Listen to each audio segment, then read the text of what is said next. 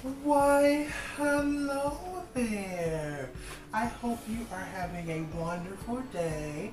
I know I am because I get to see you. Hi, I'm Coco Chanel and I'm here to read some fun books with you today. Are you excited?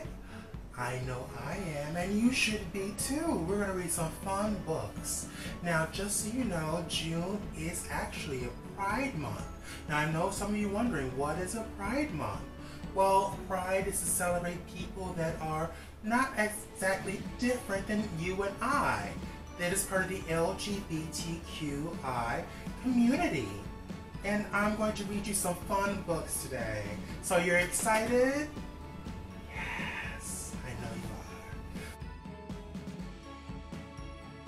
So let's get to it, right? Okay. So our first book today, it is called Rainbow, my first book of Pride. And this is written by Michael Geinhardt. All right, get ready up. Okay. Rainbows! Oh, I love rainbows. Every color means something. It does mean something. Look at that. Now red means life. See, it's like life, like they have the lovely little baby in their arms. Orange is healing. Uh-oh, someone's got a boo-boo. And they're putting a lovely band-aid on it. Look at that. Yellow is sunlight. Oh, they're having a nice brunch outside. And that's what we can do now here in Chicago. We can have lovely brunches outside on patios. Yes. Green is nature. Green just like my hair. Green like nature. Blue is for harmony. Look at everyone in the picture there. They're all getting along, showing harmony with each other. Violet is spirit. Oh, look at that little one there. She has definitely got some spirit in her. Yes. Everybody loves rainbows. I do. I know you do too. It's so pretty. Rainbows make the world smile. And we have so many different types of people on here. All kinds of colors and shades, and I love that. Rainbows sing out. Be happy, be loved, be proud. Yes, yes indeed. Because rainbows are so colorful and beautiful, nature's way of smiling at us all. Rainbow flags are happy too. They celebrate love, hope, diversity, and acceptance. Waving the flag says, "This is who I am, and I stand proud." Happy Pride. Love your rainbow friend, Michael. Oh, the end. Wasn't that lovely? Oh, see, now you understand what the rainbow represents in Pride. Wasn't that nice? Oh. Alright, now it is time to do something what we call a fun dance party. Are you ready for a fun dance party? Okay, well, we're gonna have a fun dance party very shortly. So I want you to stand up. Yes, you. I'm talking to you. You're going to stand up. And what I want to hear you do is I want you to shake your tail feather and I want you to have the best of times. So are you ready for some fun times? I know you are. I know you are. Okay. So what we're going to do is we're going to get up and we're going to dance, dance, dance to this next number, okay? Here we go. I got this feeling inside my bones. It goes electric wavy when I turn it on.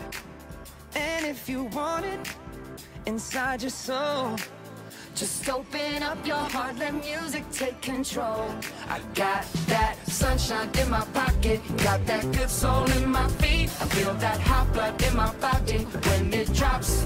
Ooh, my eyes up off it. Moving so phenomenally. The room unlocked the way we rock it. So don't stop.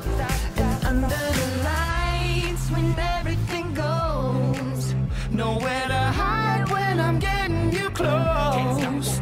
when we move, well, you already know. So just imagine.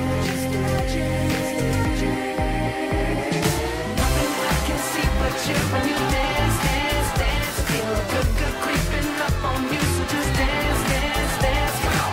All those things I shouldn't do, but you dance, dance, dance. And ain't nobody leaving soon, so keep dancing. I can't stop the feeling. So just dance, dance, dance. So just dance, dance, dance. Come on. So just dance, dance, dance. So keep dancing. Everybody say, in my body. I can't stop the feeling. Got this feeling in my body. I can't stop the feeling. Move your body. I can't stop the feeling. Got this feeling in my body. Everybody say, got this feeling in my body. I can't stop the feeling. Got this feeling in my body. Come on. Yay! Wasn't that fun? Did you have fun? Oh, yes. That was fun.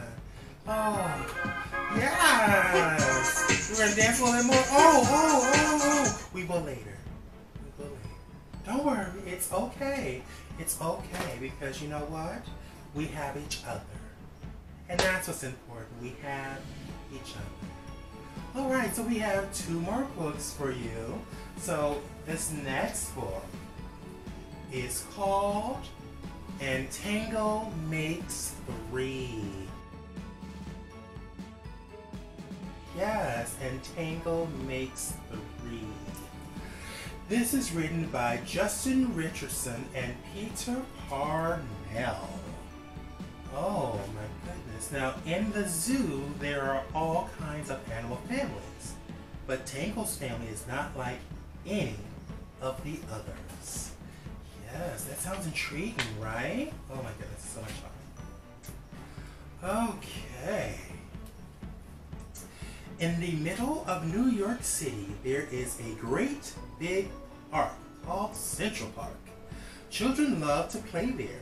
It has a toy boat pond where you can sail their boats. It has a carousel to ride on in the summer and an ice rink to skate on in the winter. Best of all, it has its very own zoo. Every day families of all kinds go to visit the animals that live there. But children and their parents aren't the only families at the zoo. The animals have families of their own. There are red panda bear families with mothers and fathers and furry red panda bear cubs. There are monkey dads and monkey moms raising noisy monkey babies. Oh, let's hear how monkey sounds. Well, that's very good. Good job. Good job. There are toad families and toucan families and cottontail pteromin families too. Wow. Look at all that. And in the penguin house, there are penguin families. Oh, now every year at the very same time, the girl penguins start noticing the boy penguins. Uh-oh. And the boy penguins start noticing the girl penguins. When the right girl and the right boy find each other, they become a couple. Now, 2 penguins in the penguin house were a little bit different. One was named Roy, and the other was named Silo. Roy and Silo were both boys, but they did everything together. They bowed at each other, they sang at each other, and walked together and swam together. Wherever Roy went, Silo went too. Now they didn't spend much time with the girl penguin, and the girl penguins didn't spend much time with them. Instead, Roy and Silo would wound their necks around each other. Their keeper, Mr. Granze, noticed the two penguins and thought to himself, oh, they must be in love. Now Roy and Silo watched how the other penguins made a home, so they built a nest of stones for themselves. Every night, Roy and Silo slept there together, just like the other penguin couples. And every morning, Roy and Silo woke up together. But one day, Roy and Silo saw that the other couples could do something they could not. The mama penguin would lay an egg. She and the papa penguin would take turns keeping the egg warm until finally it would hatch. And then there would be a baby penguin. Now Roy and Silo had no egg to sit on to keep warm. They had no baby chick to feed and cuddle and love. Their nest was nice, but it was a little empty. Now one day Roy found something that looked like what the other penguins were hatching, and he brought it to their nest. It was only a rock, but Silo carefully sat on it, and sat, and sat. Now when Silo got sleepy, he slept. And when Silo was done sleeping and sitting, he swam, and Roy sat. Day after day, Silo and Roy sat on the rock, but nothing happened. Then Mr. Granze got an idea. He found an egg that needed to be cared for, and he brought it to Roy and Silo's nest. Roy and Silo knew just what to do. He moved the egg to the center of their nest, and every day they turned it so each side stayed warm. Now some days Roy sat while Silo went for food, and other days it was Silo's turn to take care of their egg. They sat in the morning and they sat at night. They sat through lunchtime and swim time and supper. They sat at the beginning of the month and sat at the end of the month. And they sat all the days in between. Until one day, they heard a sound come from inside the egg. Peep, peep, peep, peep, it said. Well, Roy and Silo came back. Squawk, squawk, peep, peep, answered the egg. Suddenly, a tiny hole appeared in the eggshell. And then, dot, dot, dot, crack! Out came their very own baby. She was fuzzy, white feathers, and a funny black beak. Now Roy and Silo were fathers.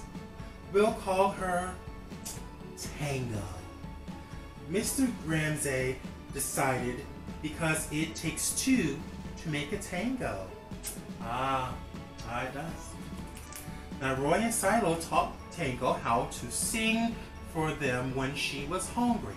They fed her food from their beaks. They snuggled her in their nest at night. Tango was the very first penguin in the zoo to have two daddies. Now soon Tango grew strong enough to leave the nest. Roy and Silo took her for a swim, just like all the other penguin families. And all the children who came to the zoo could see Tango and her two fathers playing in the penguin house with the other penguins. Hooray, Roy! Hooray, Silo! Welcome, Tango! They cheered. At night, the three penguins returned to their nest. There they snuggled together, and like all the other penguins in the penguin house, and all the other animals in the zoo, and all the families in the big city around them, they went to sleep. The end. Oh, wasn't that lovely? That was, and Tango makes 3. Oh, I love little penguins. Don't you love little penguins?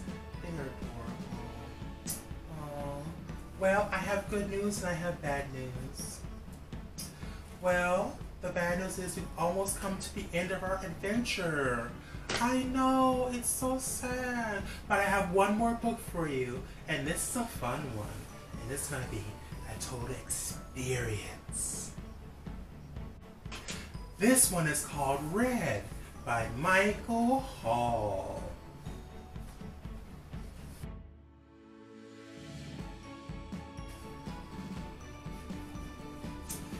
He was red, but he wasn't very good at it. Oh dear. His teacher thought he needed more practice. I'll draw red strawberry, then you draw red strawberry. You can do it, really. That was startling. But he couldn't, really. Like this? Oh my, let's try again. His mother thought he needed to mix with the other colors. Why don't you two go out and draw a nice round orange, Olive said. A really big one, said Yellow. A really orange one, said Red. But they made a big greenish one. Yuck, said Yellow. Oops, said Red. His grandparents thought he wasn't warm enough. Your class is making self-portraits and for parents' night. Wear this warm red scarf, said Silver. Nice, it's so you, said Gray. But it so wasn't. Oh dear me, said Silver. Oh. Everyone seemed to have something to say. Sometimes I wonder if he's really red at all, said Amber. Don't be silly, it says red on his label, Hazelnut. He came that way from the factory, said Cocoa Bean. Frankly, I don't think he's very bright, Fuchsia. Well, I think he's lazy, said Grape. Right, he's got to press harder, said Army Green.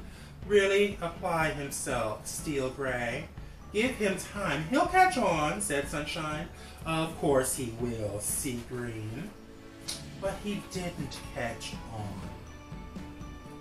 Look, Sea Green has a green frog, and Black has a black sheep, and Brown has a brown cow. Stunning! And we have Red. Ugh. All the art supplies wanted to help. The masking tape thought he was broken inside. Well, this will help hold you together. The scissors thought his label was too tight. One little snip should do it. I thought he wasn't sharp enough. That's what the sharpener said. Stay still now. But even with all of our help and all of his hard work, he just couldn't get the hang of it. Oh, well maybe, right? Now one day he met a new friend. Will you make a blue ocean for me? For my boat? Said Barry.